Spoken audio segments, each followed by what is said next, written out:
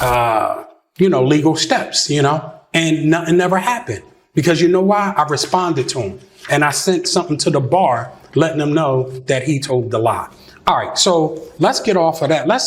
Imagine waking up to headlines screaming that the man who played America's favorite TV dad is suddenly the centerpiece of a courtroom clash so volatile it threatens to reopen Hollywood's ugliest vault. Listen to this. The key witness isn't a stranger, but a former protege who's now allegedly turned accuser.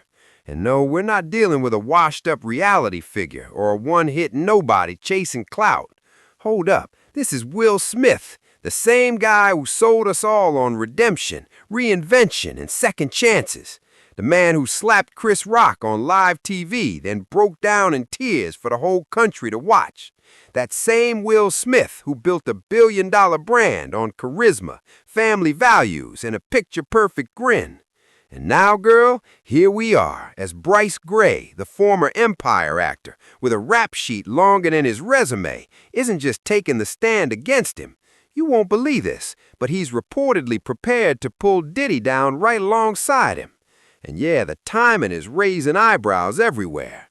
Diddy's already behind bars, staring down human trafficking charges that sound ripped straight from a dark crime series. Meanwhile, Will's once bulletproof image is splintering under lawsuits, hushed rumors, and a former assistant claiming he walked in on things never meant to see daylight. This isn't your run-of-the-mill celebrity mess. This is a controlled explosion, and the fuse got lit yesterday. Supported by even a single shred of evidence, the mediator convinced you to accept a tiny fraction of your supposed damages. Your get-rich-quick scheme having failed. Here you are back at Tro. Let's start with Bryshere Gray, because if you think that latest mugshot is just another depressing footnote in a young star's spiral, listen to this. You're missing the real story.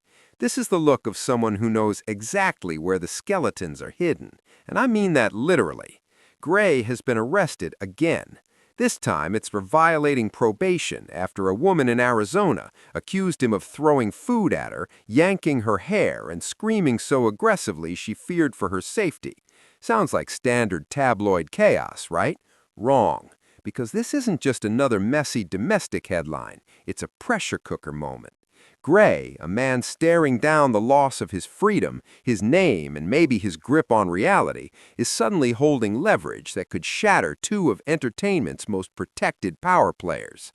And here's the wild part. He just might use it.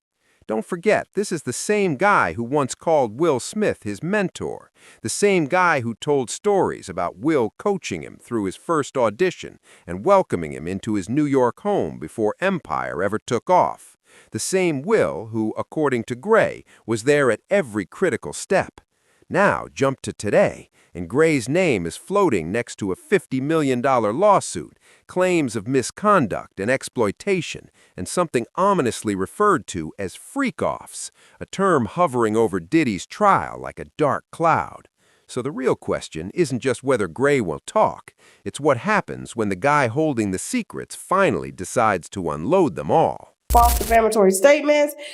This is from the Hirsch, Litchison, Young, and Polk. This letter is filled with a bunch of lies and falsehood. In that letter, it says that this office represents Willard C. Smith II. It has come to our attention that you recklessly and maliciously spread out white lies about our client and his wife in an interview published on or about November 8th on YouTube and again November 14th on 2023 interview on Instagram. And each of these two interviews amongst an Now let's talk about those secrets, because hold up, they don't belong to Gray alone anymore. Will Smith's world is coming apart in real time, and the timing feels almost too convenient. Gray's legal mess blows up at the exact moment Will's former assistant, Brother Bal, files a harassment lawsuit saying he walked in on Will and Dwayne Martin in a scene so graphic that outlets are scrubbing it before it can even catch fire. Listen to this. We're talking a couch, a dressing room, and a line so vivid it's permanently etched into the internet's memory. According to that account, there was a couch, Will was bent over it, and Dwayne was standing upright. That's it. This isn't a rumor, it's not some drunk tweet either. It's being presented as a direct quote from a man who claims he was Will's right-hand guy. A man who's now writing a book titled Will Smith, Demonic Circle, because subtlety clearly wasn't the goal. And while Jada Pinkett Smith brushes it off on The Breakfast Club, calling it a shakedown, the contrast is impossible to ignore. Someone is lying. Someone is hiding something. And when you've got a man like Gray with nothing left to lose, suddenly positioned as a key witness in what could be the trial of the decade, you've got to ask yourself, what else does he know? Because if Gray is willing to go this far, he's not stopping with Will. He's coming for Diddy, too. Let's say Jada, one of the girls, right, in Scientology, she can't go to the police. And I've said this before. She can't, everything has to be settled within Scientology, right? Or So they're their own government. yeah, they're their own government, own police, own cop, everything. You know, multi-billion-dollar coat. I mean, Now let's shift to Diddy, because listen, this isn't just about Will falling from grace. It's about a pattern repeating itself. Diddy is already sitting in jail, staring down charges that sound like they came straight out of a true crime binge watch. We're talking human trafficking, racketeering, accounts of days-long orgies involving male companions, financial domination, and an alleged criminal operation running like a finely tuned machine. His ex, Cassie Ventura, testified about being forced into freak-offs, being recorded, and living in constant fear. Another woman, identified only as Jane, laid out eerily similar accusations. And now Bryshere Gray's name keeps popping up in the same conversations as Diddy's, tangled in whispers of grooming and being pushed into situations no sane person would ever consent to. YouTube channels are already going nuclear, talking about Gray's alleged $50 million lawsuit, claims that Will himself introduced Gray to Diddy, and theories that Gray could be the next domino to drop. And if you think this is just about money or clout, hold up, you're missing it. This is about survival. Gray has already been arrested for domestic violence, accused of strangling his wife until she blacked out, ending in a full-blown SWAT standoff at his own house. This is a man who's been to the brink and back, with nothing left to shield except maybe his own skin. So when he starts talking, and trust me, he will, what else spills out? Because if Diddy's trial has taught us anything, it's that secrets don't stay buried forever. They come back up, and when they do, they don't land softly. They bring everything down with them. Him. Absolutely believe that Sean Diddy Combs would do things to Bryshere Gray. I absolutely believe that Bryshere Gray was violated by both of these men. That in itself is a believable narrative to me. Why? Because Bryshere Gray right now is online on OnlyFans, getting turned out by multiple men, you know, creating this OnlyFans content, trying to create money from it, and etc. So I can even see that taking place. I can imagine somebody being taken advantage of when they're young, being essayed when they're young, and that in itself can lead to problematic, aggressive behaviors. But here's where it gets even messier. Will Smith's entire legacy is hanging by a thread, and it's not just because of Gray or Bell or even Diddy. It's the timing that should make you pause. Gray's arrest is fresh. Bell's lawsuit is unfolding right now. Then you've got violinist Brian King Joseph, who sued Will for alleged misconduct and harassment after claiming he found a love note signed Stone F and a bottle of HIV medication in his hotel room. That's not ancient history. That lawsuit was filed just last month. We're not digging up dusty skeletons here. We're watching this play out in real time. And here's the wild part. Will's team isn't just denying it. They're brushing it off with laughs. Jada is on radio shows, cracking jokes. Will's lawyers are labeling the allegations false and reckless. Meanwhile, the internet is doing what it does best, resurfacing every cryptic tweet, every blind item, every hushed rumor about what really happens behind Hollywood's closed doors. Remember when Jada revealed in her memoir that she and Will had actually been separated for 6 years? Remember when she spoke openly about her entanglement with August Alsina and how Will allegedly signed off on it? Then there's the Mark Anthony affair, the one Bale claims sent Will into such a violent rage that Jada was beaten so badly they allegedly turned their home into a makeshift hospital to keep it quiet. This is the same Jada now threatening legal action against bail, and the same Will who's supposed to be the fun-loving, family-first guy we all grew up watching. The mental whiplash is deafening. Complaint. This all happened in March of last year while the violinist was on tour with Will Smith for Smith's global tour for his latest album based on a true story. And according to the complaint, there was this intrusion at his Las Vegas hotel room. He came back to his hotel, he says, and found that there was no forced entry, but that someone had entered the room and left a number of... And let's not overlook the money. Because in Hollywood, money ain't just influence, it's a muzzle. Will Smith reportedly loaned Dwayne Martin $1.4 million to save his mansion. Why? And what was the real price attached to that favor? Then you've got Dwayne's ex-wife, Tisha Campbell, posting cryptic messages about God revealing everything. Coincidence or another puzzle piece sliding into place? Because when someone like Terrence Howard starts hitting podcasts saying Diddy tried to get at him, talking about young men leaving powerful men's homes in tears, talking about an industry that crushes anyone who won't comply, you have to ask how deep this really goes. How many others are out there? How many people were paid off, threatened, or quietly silenced? Usher lived with Diddy as a teenager and later called it wild. Justin Bieber was only 15 when Diddy warned him not to talk about what he did with Big Brother Puff on national television. And now Gray, once Will's golden boy, is sitting in a jail cell holding all the leverage. So why now? Why is he suddenly at the center of this chaos? Is this revenge? Is it survival? Or is it something darker? Something tying all these men together in ways we're only beginning to see? The scariest part isn't even the allegations themselves, it's the pattern. It's how the same names keep resurfacing, the same behaviors repeating, the same whispers of power abused and lives wrecked. It's how the industry shields its own, how lawsuits disappear, how NDAs get signed, how careers get obliterated the moment someone speaks up. But Gray, he's got nothing left to lose. And when a man like that starts talking, the dam doesn't just leak, it explodes. So here's the question nobody wants to say out loud. What if this isn't just Gray versus Will versus Diddy? What if this is the opening chapter of something much bigger? What if Gray is only the first domino and the rest are already standing in line? Because if Hollywood has taught us anything, it's that the truth always finds daylight. And when it does, it's never gentle. So why now? Why Gray? And what happens when the man holding the match finally strikes it? Because something tells me we're about to find out. And trust me, you are not ready for what's coming next. To have committed crimes from my point of view, things that I've saw and documented, that they have committed crimes on other men and women within Scientology. Yeah. Here's what they're not saying out loud. That $14 million loan Will Smith gave to Dwayne Martin to save his mansion wasn't just some friendly bailout. That was a business move. And in Hollywood, deals like that don't come with paperwork. They come with strings. Think about it for a second. Martin's ex-wife, Tisha Campbell, drops a cryptic Instagram post right as rumors about her ex and Will start bubbling back up.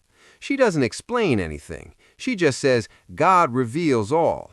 And suddenly, the internet starts connecting dots nobody wanted connected. Coincidence? Or is that the kind of timing that shows up right before someone talks about things they were paid not to talk about? Because let's be honest, when a man like Dwayne Martin, who's been linked to Will since the Fresh Prince era, starts trending for all the wrong reasons, and his ex-wife is posting biblical warnings, you have to ask what Will really bought with that money.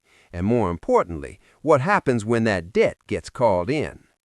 Now let's zoom out and talk about what happens behind closed doors, because this isn't about one person's testimony, it's about an entire system. Cassie Ventura, Diddy's ex, didn't just talk about freak-offs when she testified. She described an operation. Days-long sessions with male companions, recordings used as leverage.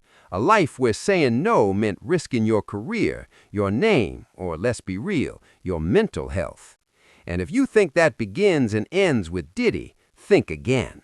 Brian King Joseph, the violinist who sued Will Smith after allegedly finding a love note signed Stone F and a bottle of HIV medication in his hotel room, didn't just claim harassment, he described a pattern. The same special attention, the same promises, the same abrupt cutoff once he spoke up, and the same denial machine rolling in afterward. Everyone was telling him he imagined it, like the playbook gets passed down behind the scenes. And here's the part that should give you chills. Both stories involve men who were allegedly groomed and then discarded. Both involve claims of private spaces being crossed, hotel rooms, dressing rooms, places where the rules suddenly don't apply if you're powerful enough. So when Bryshere Gray's name keeps surfacing around the same circles and the same whispers of exploitation, you gotta ask, was he complicit? Was he victimized? Or was he just another chess piece in a game where the house never loses? Getting blamed or shamed or threatened or anything like that simply for reporting misconduct or safety threats at work is not okay. Let's trace the money, because that's usually where the real story is buried. $50 million. That's the number being whispered about Bryshere Gray's supposed lawsuit. $50 million. That's not a lawsuit, that's a bargaining chip. And in Hollywood, talks like that don't even begin unless someone's holding serious leverage. So what exactly does Gray have? Are we talking videos, text messages, or a list of names that would make major newsrooms break into a sweat? Because here's the thing about men like Diddy and Will. They don't just keep secrets, they exchange them. And when someone like Terrence Howard jumps on a podcast talking about young men leaving the Smith household screaming, about Diddy's parties being a one-way ticket to losing your manhood, you start to realize this goes way beyond Gray. It stretches to Meek Mill, whose name keeps popping up in the same conversations. It reaches Usher, who lived with Diddy as a teenager, called it wild, and then quickly shut down every follow-up question.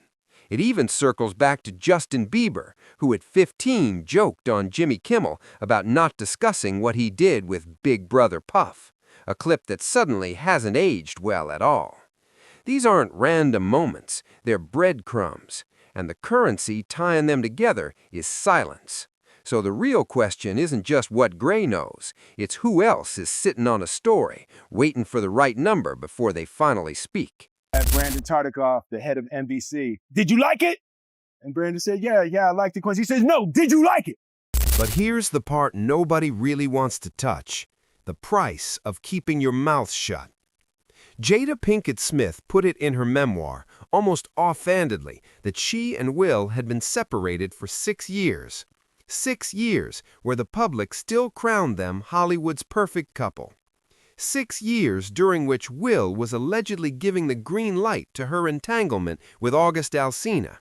6 years where talk of open marriages and hidden affairs was brushed off as messy tabloid nonsense. Then comes Ball's claim, the one that makes you pause, that Will allegedly walked in on Jada with Mark Anthony and beat her so badly they supposedly turned their house into a makeshift hospital to keep it under wraps. The same Jada is now threatening legal action. The same Will is still flashing smiles for the cameras. The same industry that has no problem tearing a woman apart for speaking up while handing men the tools to rewrite their own history. This isn't just about cheating or rage, it's about power.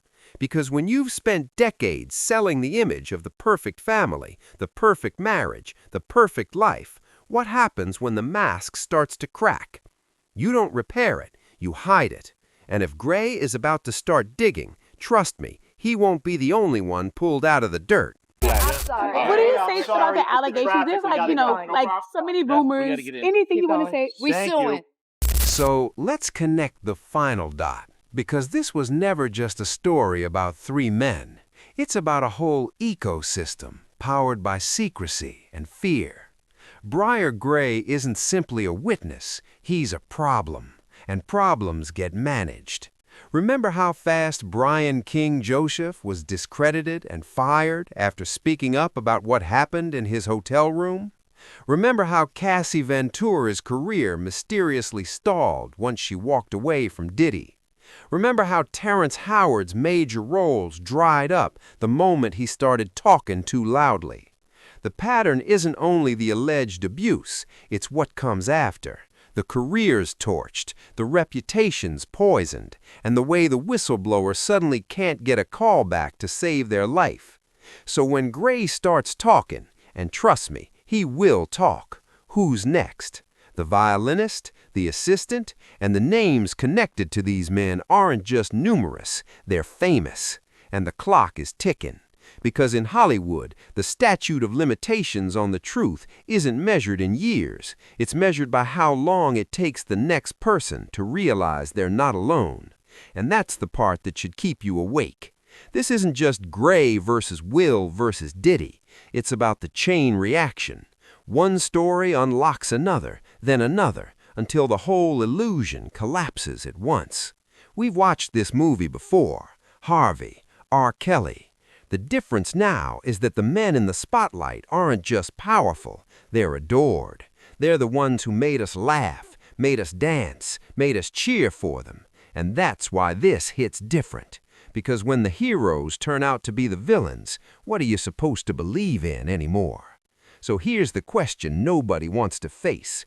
What if this is only the beginning? What if Gray's testimony isn't the conclusion, but the match that lights the fuse? Because something tells me the worst hasn't surfaced yet, and when it does, it won't be subtle. So tell me, how deep do you think this really goes? Who's actually safe once the secrets start pouring out? And more importantly, who's brave enough to really hear them? Stay alert, stay skeptical, and remember, behind every Hollywood smile, there's a contract, and behind every contract, there's a cost. We're watching, always watching.